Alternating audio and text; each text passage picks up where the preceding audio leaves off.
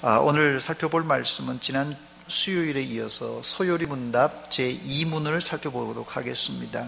두 번째 질문은 이렇게 질문이 시작됩니다. 하나님께서 무슨 규칙을 우리에게 주시어 어떻게 자기를 영화롭게 하고 즐거워할 것을 지시하는가? 하나님께서 무슨 규칙을 우리에게 주시어 어떻게 자기를 영화롭게 하고 즐거워할 것을 지시하셨는가? 이것은 이 소요리 문답 1문과 아주 직결되는 그런 질문입니다. 소요리 문답 1문이 뭡니까? 인생의 제일 되는 목적이 무엇입니까? 라는 질문입니다. 이 사람의 제일 되는 목적이 뭐냐는 질문은 뭐다 이렇게 얘기하지 않고요, 이게 하나님과의 관계 속에서 이 질문의 답을 찾는데 그것이 무엇입니까? 사람의 제일 되는 목적은 하나님께 영광 돌리는 것이다 이렇게 말합니다. 오늘 소요리 문답 두 번째는 우리가 하나님께 영광을 돌리라고 그랬으니까 1번 답이 하나님께 영광 돌리는 것인데, 이 하나님께 영광 돌리는데 어떻게 영광을 돌릴 것인가에 대한 질문의 답입니다. 그 구체적인 방법은 신구약 성경에 기재되어 있는 하나님의 말씀을 따라서 순종하는 것, 이렇게 말씀하고 있습니다. 지난주 수요일 날이 명절 앞전이라서 빠진 분들이 있어서 잠시 소요리 문답 1문을 복습해 보면서 이 소요리 문답 제1문, 사람의 제일 되는 목적이 무엇입니까? 라는 답이 뭡니까? 한번 읽어보겠습니다. 답을 보여주세요. 시작. 하나님을 영화롭게 하는 것과 영원토록 그분을 즐거워하는 것입니다. 이게 정답입니다. 인생의 목적은 우리 인생의 본질적인 문제를 다루는 것이요, 인생의 목적, 우리 인생의 본질입니다. 왜 사느냐 하는 것에 대한 질문이에요. 왜 사느냐? 학생들에게는 왜 공부하느냐? 직장인들은 왜 직장에 다니느냐? 그런 본질적인 물음입니다. 지난주에 이 질문에 대해서 사람들은 왜 사느냐 이렇게 물으면 나름대로 자기 자신의 답을 가지고 산다고 그랬어요. 왜 삽니까? 라는 질문에 참 불행히도 현대인들은 가장 많은 답이, 미안합니다만은, 죽지 못해 산다, 이게 답이라는 거예요. 왜 삽니까? 다음으로 많은 답이 사니까 사는 거지, 특별한 인생의 목적 없이 사는 사람이 많다는 거예요. 또 왜 삽니까? 하면 그래도 좀 목적을 가져야 될 거 아니에요. 성공하고 돈도 많이 벌어서 행복하게 살려고 삽니다. 바로 이렇게 대답하는 것이 현재 대한민국에 살고 있는 예수 안 믿는 사람들의 공통적인 답변입니다. 왜 사느냐에 대한 답변이에요. 그런데 문제는 예수 믿는 사람들조차도 이 대답과 별반 차이가 없다는 것이 문제입니다. 예수 믿는 사람들에게 왜 사느냐고 물으면 그래도 우리가 교회 다니니까, 그래도 우리가 믿음이 있으니까, 어떻게 대답합니까? 예수 잘 믿고 천국 가려고 우리가 삽니다, 이렇게 대답합니다. 틀린 말은 아닌데 정답도 아닙니다. 마이크를 꺼버리세요. 자꾸 울리네, 하우링이. 그러나 내가 예수 믿고 천국 간다라는 말이 틀린 말은 아닌데 정답이 아니라는 말은 왜 그러냐면요, 잘 들으시기 바랍니다. 이 대답은 내 중심의 대답입니다. 내 중심의 대답이에요. 이 모범 정답은 지금 제가 말씀드린 대로 소요리 문답 1문 1답에 사람의 제일 되는 목적은 예수 믿고 천국 가는 것이 아니라 하나님을 영화롭게 하는 것과 영원토록 그분을 즐거워하는 것입니다. 이 1문 1답이 중요한 이유는 이 1문 1답이 우리 신앙의 지주와 같은 말씀이에요. 기초와 같기 때문에 그렇습니다. 아무리 여러분 집을 아주 멋있게 번듯하게 지어 놓았을지라도 기초가 흔들리면 아무리 10층 100층 쌓아놔도 다 허물어지는 법입니다. 그러므로 인생의 본질적인 질문, 이 본질을 묻는 말에 우리가 성경적인 답변을 가지고 있어야 우리가 영적으로 환난과 또 풍랑의 바람이 불어와도 절대 흔들리지 않는 것입니다. 그런데 우리가 소요리 문답 1문 1답의 답변을 갖기 위해서는 우리 신앙의 좌표를 그냥 내가 이렇게 살고 있는데 조금 이렇게 1도, 2도, 10도, 20도, 30도 이렇게 각도를 바꾸어서 되는 게 아닙니다. 여러분 잘 들으시기 바랍니다. 아예 우리의 생각과 가치관의 축을 바꿔야 됩니다. 우리 생각의 축, 우리 인생의 축, 이것을 바꾸는 것을 이제 과학에서는 코페르니쿠스적인 전환이라 이렇게 말합니다. 코페르니칸 레볼레이션. 고대 사람들은 하늘을 보면서 어떻습니까? 하늘을 보니까 이게 달이 움직이고 별이 움직이고 하니까 이게 하늘이 막 움직이는 거예요. 시간마다 이렇게 작작 시간마다 이렇게 움직이니까 이걸 하늘이 움직인다 해서 무슨 소리요? 천동설을 믿었어요. 천동설. 하늘이 움직이는 게 천동설이에요. 그런데 이 코페르니쿠스라는 사람이 이 천체를 연구하다 보니까 하늘이 움직이는 것이 아니라 뭐가 움직인다고요? 지구가 돌고 있잖아요. 그래서 이게 무슨 소리라고 그러죠? 천동설에 대비되는 지동설이에요. 지동설. 어떤 게 맞습니까? 천동설이 맞아요? 지동설이 맞아요? 지동설이 맞아요? 진짜예요?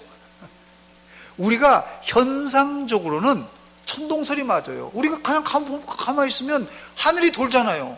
그러니까 내 입장에서는 천동설이 맞습니다. 분명한 거예요. 그런데 실제 과학적으로 다 검증해 보면은 이제 내가 아니라 멀리서 보니까 이게 하늘이 움직이는 게 아니라 지구가 돌고 있네요. 무슨 뜻인지 알겠습니까? 내가 여기 지구에서 딱 쳐다보면은 하늘이 움직이는 게 맞잖아요. 하늘이 움직이잖아요. 별도 움직이고 달도 움직이고 다 움직이니까요. 자, 이게 바로 이게 입장 차이입니다. 내가 어디에 서 있느냐에 따라서 천동설이 맞는 것 같기도 하고 지동설이 진리가 되는 것입니다. 바로 이렇게 하늘이 움직이는 천동설이 아니라 지구가 움직이는 지동설이 맞다는 주장이 바로 이 코페르니쿠스적인 전환인데, 이런 전환을 영어에서는 이 패러다임의 이 패러다임 시프트라고 합니다. 패러다임 시프트. 이것이 이게 축을 완전히 바꾸는 거예요. 여기서 이렇게 돌아가는 게 아니라 이 축은 완전히 없어지고 다른 축을 하는 거예요. 우리 옛날에 말 그대로 아날로그 시계의 어떤 시계가 착착착착착 돌아갔다면 이거 가지고 우리가 뭐 디지털로 만들 수가 없어요. 아예 이거는 그냥 고물상에 버려버리고 새로운 디지털 시대에 시계를 차는 것입니다. 똑같아요. 이거 가지고는 안 돼요. 이거 가지고는 이제는 이걸 버려버리고 새로운 방식의 이런 축을 만든다는 것이에요. 신앙생활에서도 이 코페르니쿠스적인 이 패러다임 시프트가 필요한데 이게 영적인 이 신앙생활에도 이게 그대로 적용됩니다. 마치 청년 사울이 변하여서 바울 사도가 된 이 변화, 바로 이런 변화가 완전한 이런 시프트의 변화예요. 처음 사울 청년은 자기가 아는 잣대로 이 기독교를 보니까, 예수교를 보니까 기독교는 완전히 이단이에요. 사울이 얼마나 똑똑한 줄 알았어요? 지금의 서울대 이상의 그런 가말리엘 문화생이었어요. 최고의 공부를 한 사람이에요. 자기 그 지혜로 보니까는 이 기독교는 완전히 이단이에요. 그런데 그가 부활하신 예수님을 다메섹 도상에서 만나고 나니까 발견한 것이 자신이 영적 천동설을 주장하고 있었던 멍청한 사람이라는 그것을 발견하게 된 것입니다. 그래서 바울 사도는 자신의 잘못을 뉘우치고는 금식하며 콧물 흘리며 회개했습니다. 지금도 영안이 닫혀 있는 사람들은 자기 입장에서 세상을 바라보는 영적 천동설을 주장하는 사람들이에요. 이런 사람들의 특징이 있습니다. 이런 사람의 특징은 신앙생활, 영적 천동설을 주장하는 사람들이요, 신앙생활 열심히 합니다. 기도 열심히 합니다. 그러나 하나님의 영광이 아니라 자신의 영광, 자기의 자존심, 자기의 유익을 위해서, 내가 믿고 천국 가기 위해서 그렇게 신앙생활을 하는 것이에요. 바울 사도는 다메섹 도상으로 가다가 예수님을 만나고는 이런 자기 중심적인 영적 천동설을 버리고 하나님 중심의 영적 지동설을 믿게 되었던 것입니다.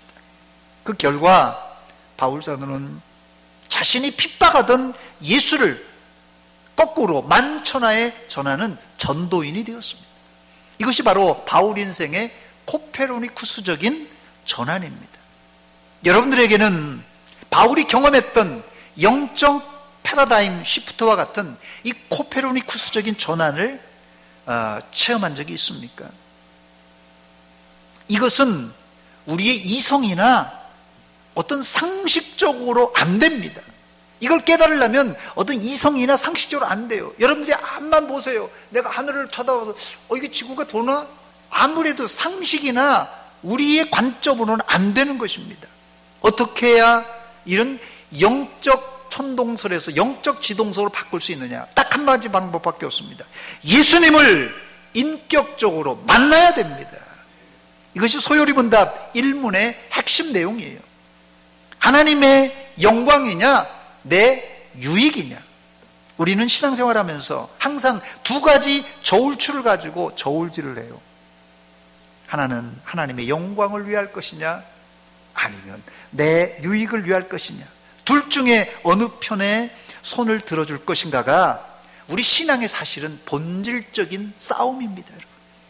여러분들은 하나님이냐 내 유익이냐 저울질하지 말고 하나님만 전폭적으로 의지하고 하나님께만 영광 돌리시기 바랍니다. 그러면 하나님께서 이 모든 것 책임져 주겠다는 거예요. 우리가 괜히 그냥 우리 다른 주머니 차지 말고 하나님께서 공급해 주시는 거 받아야지 괜히 우리가 내 유익을 위해서 채운다요? 다 이거 날아갑니다. 이러다.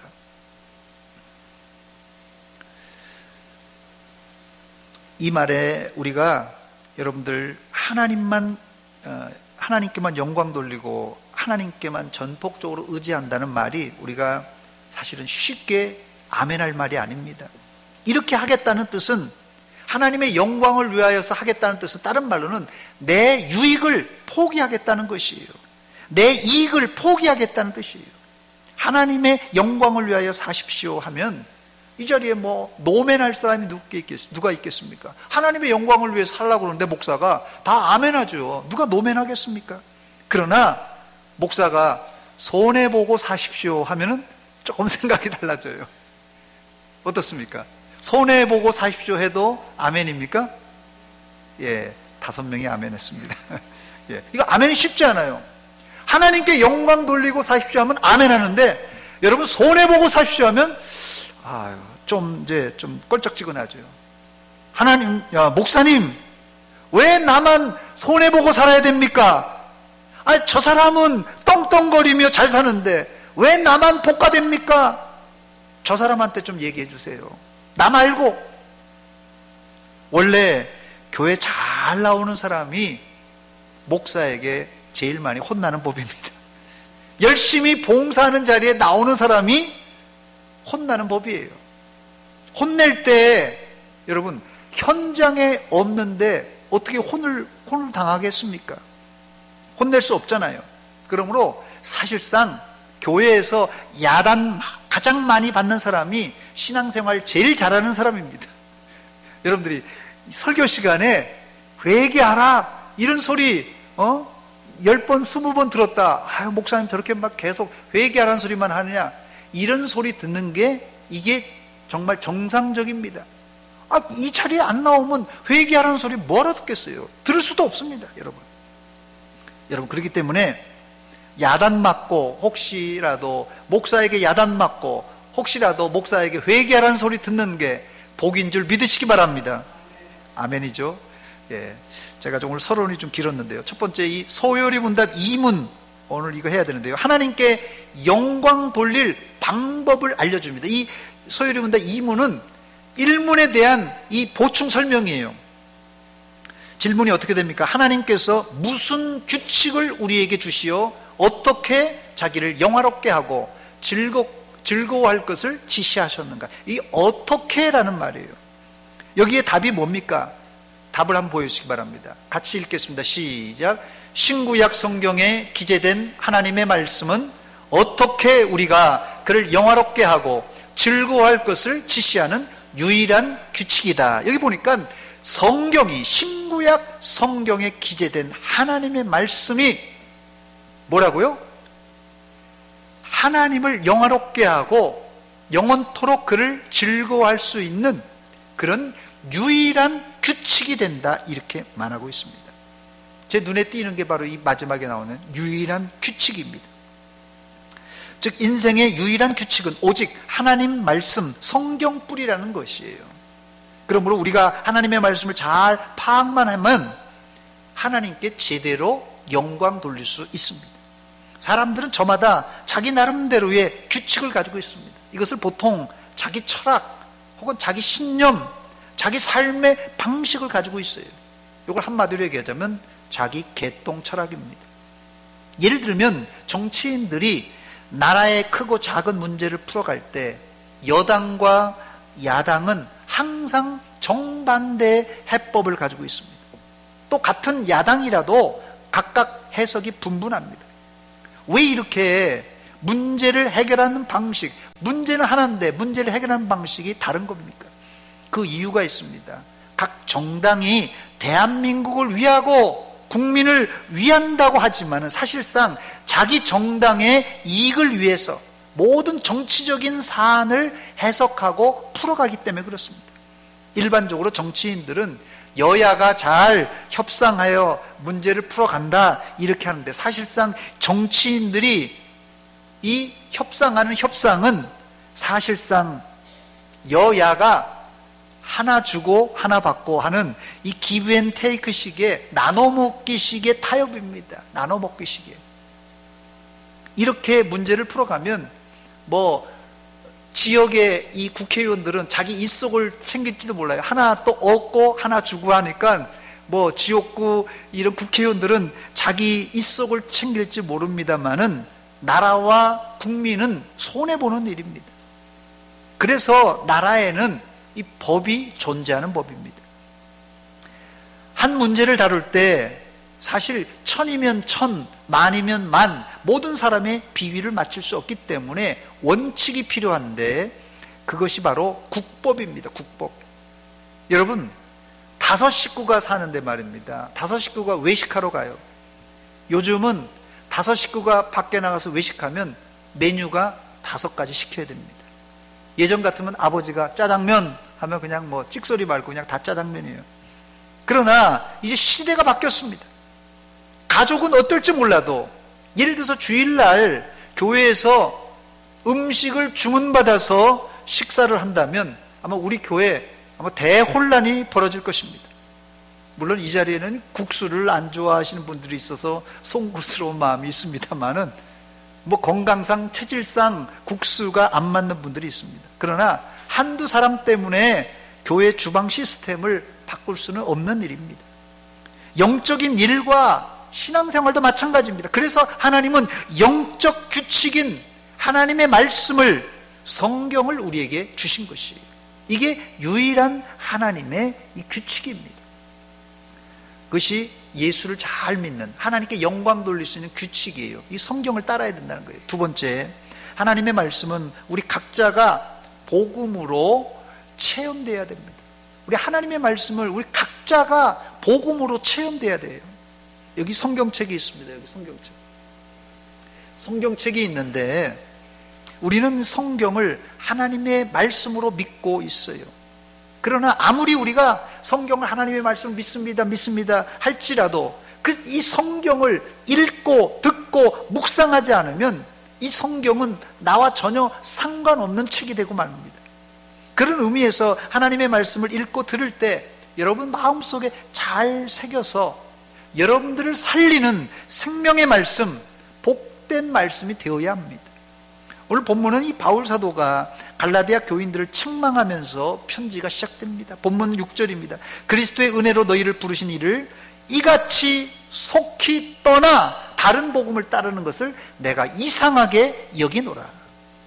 이 갈라디아 서신 이 편지 초반부터 바울 사도의 논조가 심상치가 않습니다.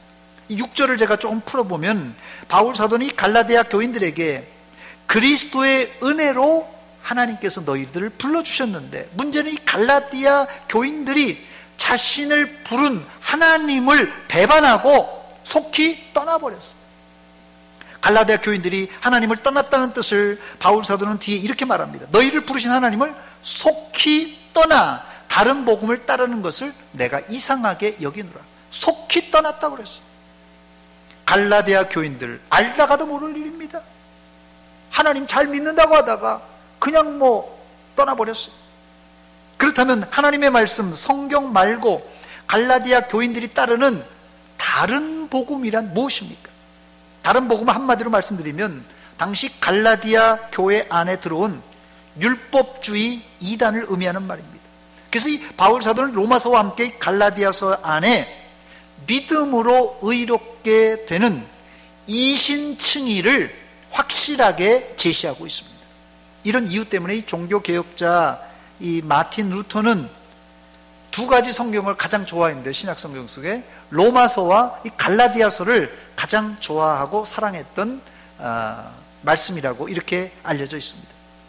그래서 이 마틴 루터는 갈라디아 주석을 쓰면서 이렇게 말했습니다. 나는 주님의 이름으로 다시 한번 이 갈라디아서를 해석하는 데 착수하였다.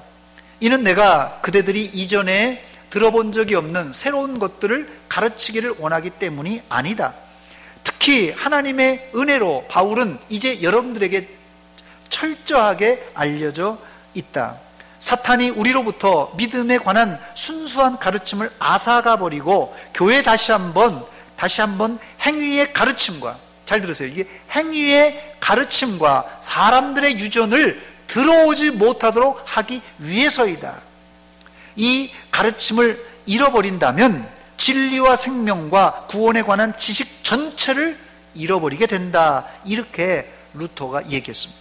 여기서 루터가 강조한 것은 믿음이 아닌 행위와 사람의 유전을 갈라디아 교인들이 따르고 있다는 것을 지금 경계하고 있습니다. 행위와 사람들의 유전을 따른다면 우리가 믿는 신앙의 기반이 완전히 송두리째 흔들리게 된다. 이렇게 경고하는 것입니다. 최근 방송에서 이 가짜 뉴스란 말을 심심치 않게 들을 수 있는데, 이 가짜 뉴스가 완전히 터무니없는 뉴스도 있습니다. 들어보면. 그런데 또 들어보면 어떤 뉴스는 아주 그럴싸하게 만들어서 그냥 일반 사람들은 이게 가짜인지 진짜인지 규명하지 못할 정도로 아주 교묘하게 만든 가짜 뉴스도 있습니다. 이 본문에 이 다른 복음이라고 되어 있는 뜻은 이 헬라어로 이 헤테론 유앙겔리온인데, 헤테론이란 말은 다른 혹은 변종이란 말이고 유앙겔리온이란 말은 복음이란 말입니다. 그래서 헤테론 유앙겔리온의 말은 이 다른 혹은 변종의 복음이라, 이런 뜻입니다. 당시 갈라디아 교회의 이 구성원은 지금의 터키 지역으로 이방인들이 대다수를 이뤘어요. 예루살렘과 멀리 떨어져 있기 때문에 이제 갈라디아 지방의 교인들은 거의 다가 이방 사람들이었어요. 그런데 이 유대인과 이 이방인들, 특별히 이 갈라디아 사람들과의 이 육신적인 차이가 있었죠. 신체적인 특징이 차이가 있었는데 뭡니까 이게? 유대인과 이방인의 큰 차이는 할례를 받았느냐 안 받았느냐 이 여부였어요. 기독교 초기에 유대 기독교인들은 구원이 자신들에게만 있는 줄 착각했습니다. 그러나 뒤늦게 사도들은 구원은 온 인류가 받아야 할 복음이라는 사실을 깨닫고는 바울 사도를 필두로 이방인 선교에 힘을 썼습니다. 그러나 이방 선교가 열리자 동시에 문제가 발생했는데, 이 보수적인 유대 기독교인들이 이방인들에게 복음과 함께 이 유대 율법을 지키라, 이걸 강조하기 시작했어요. 복음도 필요하지만 너희들 말 그대로 할례도 받아야 된다, 이렇게 주장했던 것입니다. 지금 유대인들을 보면은, 지금 2000년이 지났는데요, 지금 유대교를 신봉하는 유대인들을 보면 당시 2000년 전에 이렇게 주장하는 것이 특별히 잘못됐다 볼 수 없을 정도로 지금도 뭐 유대인들은 할례를 행하지 않습니까? 그래서 교회 안에 예수를 믿어도 할례를 받아야 한다는 주장이 이제 팽팽하게 맞서게 됐는데, 이걸 소위 얘기해서 할례파 혹은 할례당이라 이렇게 말합니다. 이 갈라디아 교회 안에 이 할례당이 득세하기자 갈라디아서를 써서 그러면 안 된다라는 것을 지금 보여주고 있습니다. 세 번째, 이 바울 사도는 갈라디아서를 통하여서 다른 복음이 아닌 하나님의 말씀, 복음을 전합니다. 바울은 제일 먼저 자신이 전한 복음, 즉 그리스도의 복음이 어디서부터 왔는지를 밝혔어요. 읽진 않았습니다만 본문 11절, 12절에 보니까 바울 사도는 자신이 전한 복음은 사람의 뜻에 따라 된 것이 아니고 사람에게 받은 것도 아니라고 말했습니다. 그렇다면 바울 사도가 사람의 뜻도 아니고 사람에게 받은 것이 아니라면 이 복음을 어디서 받은 것입니까? 바울 사도는 오직 예수 그리스도의 계시, 아포칼립스라는 이런 계시란 말을 씁니다. 그래서 바울 사도는 이 예수님에게 직접 이 계시를 받았다 이렇게 말합니다. 본문 11절과 12절입니다. 형제들아, 내가 너희에게 알게 하노니 내가 전한 복음은 사람의 뜻을 따라 된 것이 아니니라. 이는 내가 사람에게서 받은 것도 아니요 사람에게 배운 것도 아니요 오직 예수 그리스도의 계시로 말미암은 것이라 그랬어요. 바울 사도는 부활하신 주님을 만나 직접 받은, 한마디로 따끈따끈한 계시를 직접 받은 그 말씀을 갈라디아 교인들에게 전했다고 말합니다. 그런데도 갈라디아 교인들은 바울 사도의 교훈, 그리스도의 계시의 말씀을 저버리고 빨리 이 짝퉁 복음에 빠지고 말았습니다. 사실 이 이유가 있어요. 우리 인간적인 생각과 합리적인 이성적인 생각으로 볼 때 믿음으로 의롭게 되었다는 것은 사실상 이게 좀 껄쩍지근해요. 뭘 좀 해야지, 뭐가 내가라도 뭘 좀 이걸 좀 해야지 구원받는데 조금 기여해야지 조금 덜 미안하지, 그냥 믿음으로 구원받았다는 것이 이게 이성이나 합리적으로는 이게 잘 맞지가 않습니다, 사실상. 그래서 오히려 뭔가 내가 할례를 했다든지 뭔가 하나 내가 행위를 함으로 구원받았다 하면 이게 훨씬 더 설득력이 있어 보인다는 것이에요. 그래서 바울 사도는 갈라디아 3장 1절로 3절에 이렇게 호통을 칩니다. 어리석도다 갈라디아 사람들아, 어리석도다 갈라디아 사람들아, 예수 그리스도께서 십자가에 못 박히신 것이 너희 눈앞에 밝히 보이거늘 누가 너희를 꾀더냐 그랬습니다. 내가 너희에게 다만 이것을 알려 하노니 너희가 성령을 받은 것이 율법의 행위로냐 혹은 듣고 믿음으로냐, 너희가 이같이 어리석으냐, 성령으로 시작하였다가 이제 뭐로 마친다고요? 육체로 마치겠느냐, 이렇게 호통을 쳤습니다. 그렇다면 다른 복음이 왜 등장한 것입니까? 이것이 말세의 사탄의 최후 전술 전략입니다. 본문 7절에 보니까 다른 복음은 없나니 다만 어떤 사람이 너희를 교란하여 그리스도의 복음을 변하게 하려 함이라 그랬습니다. 요란하게 한다, 이 교란하게 한다 라는 말이 무슨 뜻입니까? 이것은 구원의 도리를 혼란시킨다는 뜻이에요. 다른 복음은 믿는 사람들에게 영적 혼란을 가져다 줍니다. 이 혼란으로 말세 많은 사람들이 이단의 미혹으로 빠지는 것이에요. 바울 사도는 다른 복음에 대하여 단호하게 대처해야 된다고 하면서 다른 복음을 따르는 자는 저주가 있을 것이라고 저주를 퍼붓습니다. 본문 8절과 9절입니다. 우리 같은 목소리로 읽어보겠습니다. 시작. 그러나 우리나 혹은 하늘로부터 온 천사라도 우리가 너에게 전한 복음 외에 다른 복음을 전하면 저주를 받을지어다. 우리가 전에 말하였거니와 내가 지금 다시 말하노니 만일 누구든지 너희가 받은 것 외에 다른 복음을 전하면 저주를 받을지어다 그랬어요. 지금은 개신교 안에도 이 성경 무호소를 부인하는 교단이 한두 군데가 아닙니다.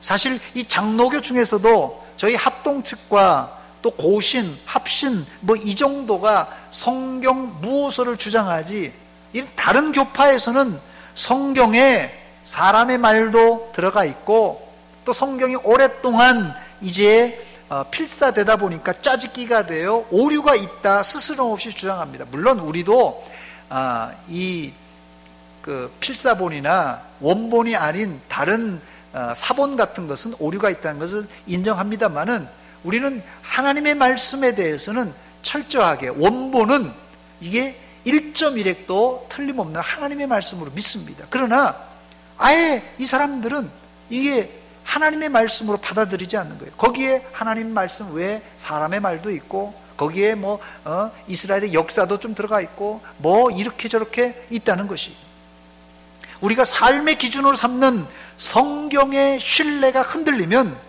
우리 삶이 무질서해지고 더 나아가 이단에게도 쉽게 넘어갈 가능성이 높습니다. 여러분들은 오늘 이 소요리 문답 2문에서 말하는 대로 성경이 우리에게 주신 유일한 하나님의 규칙인 줄 알고, 성경이 뭐라고요? 우리에게 주신 유일한 규칙이에요. 삶의 규칙입니다. 이 성경이. 신구약 성경대로 여러분, 그래서 기록된 대로 지키고 따름으로 하나님을 영화롭게 하고 영원토록 그분을 즐거워하는 성도들이 되시기를 주의 이름으로 축원합니다.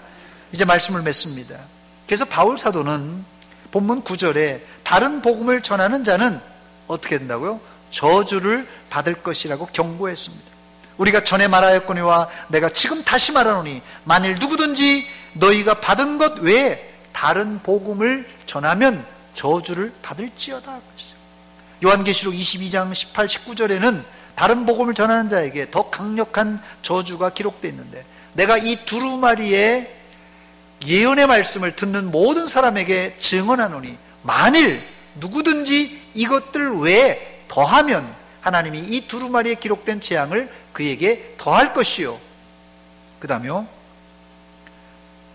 만일 누구든지 이 두루마리의 예언의 말씀에서 제하여 버리면 하나님이 이 두루마리에 기록된 생명나무와 및 거룩한 성의 참여함을 제하여 버리시리라 그랬어요. 아주 무서운 말씀입니다. 말세 하나님의 말씀을 읽고 듣고 묵상함으로 여러분의 심령이 날마다 하나님 말씀 앞에 깨어 있으시기를 주의 이름으로 축원합니다. 그래야 우리가 2단 3단이 침투에 들어와도 끄떡없이 흔들리지 않는 것이에요. 우리가 이 말씀에 서지 못하니까 2단이 조금만 바람 불어도 교회가 휘청하고, 어떤 교회는 그냥 교회 통째로 아주 그냥 신천지에다가 바쳤다는 교회도 있습니다. 실제로 있었던 일이에요. 그러니까 이 2단 3단이 들어와도 교회가 흔들리지 않기 위해서는 하나님의 말씀, 이 말씀이 이 생명의 말씀인 줄 알고 이 말씀을 붙들고 우리가 깨어서 기도하는 수밖에 없습니다. 아무쪼록 여러분들이 말세지 말에 우리의 인생의 목표와 방향을 뚜렷하게 잡고 그 목표와 방향을 이룰 수 있는 방법은 내 힘과 내 능력이 아니라 하나님의 말씀에 순종하는 일인 것을 기억하고 말씀에 순종하는 여러분이 되시기를 주의 이름으로 축원합니다. 같이 기도하겠습니다. 이 시간 기도할 때 하나님, 말씀을 들었습니다. 우리가 어떤 시험과 환난이 올지라도 흔들리지 않기 위해서는 하나님의 말씀, 이 반석과 같은 말씀을 붙들고 살게 하여 주시옵소서. 혹이라도 우리가 흔들렸다면 다시 말씀으로 돌아오게 하여 주시옵소서. 우리 한 목소리로 같이 기도하겠습니다. 하나님, 우리 아버지, 은혜와 사랑 감사드립니다. 이 밤에 저희들에게 말씀으로 들려주신 것 감사합니다. 하나님, 저희들 하나님의 말씀이 살아있고 생명력 있는 능력의 말씀이라는 것을 우리가 확실하게 붙잡게 하여 주시옵고, 이 말씀 붙들고 우리가 인생을 살아갈 때 환난의 비바람이 불어올지라도 끝까지 인내하며 달려가게 하여 주시옵소서. 말세지 말에 이단과 하나님이여 거짓 증인들이 얼마나 많이 하나님 설치고 있습니까? 우리가 말씀에 굳게 서서 흔들리지 않고 오직 말씀으로 승리하는 믿음의 종들 다 되게 하여 주시옵소서. 또한 우리의 인생의 목적과 방향을 뚜렷하게 잡고 하나님께 달려나가는 성숙한 그리스도인이 다 되어 하나님, 이 2020년 올 한 해가 날마다 새로워지는 피조물로 세워지게 하여 주시옵소서.